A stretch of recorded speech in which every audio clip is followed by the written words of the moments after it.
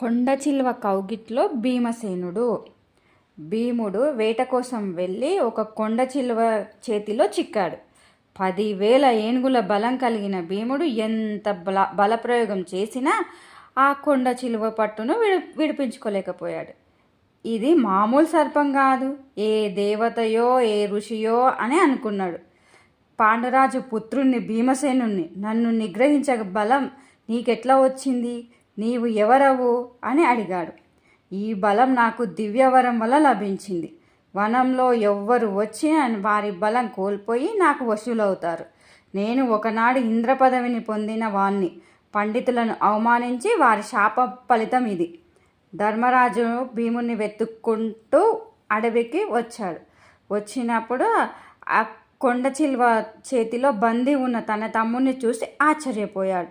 కొండచిల్వతో, నీవు మాంసం కోరినట్లయితే కోరినంత మాంసం ఇస్తాను, నా తమ్ముడిని విడిచిపెట్టు అని ధర్మరాజు అడిగాడు.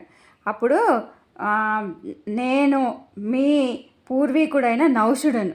1000 మంది బ్రాహ్మణులు మోస్తున్న రథం ఎక్కి వారిని అవమానించాను.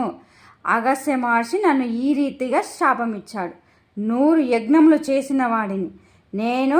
అగస్త్యుని ప్రార్థించగా శాప విమోచనం చెప్పాడు.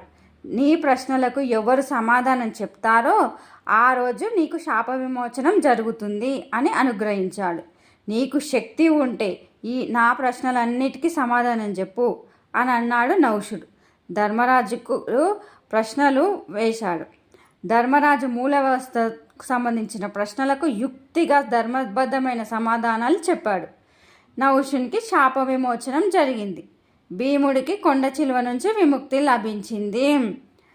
భీముడిని తీసుకొని ధర్మరాజు ఇంటికి వెళ్ళాడు. Thank you so much. Please subscribe my channel, like and share. Thank you so much.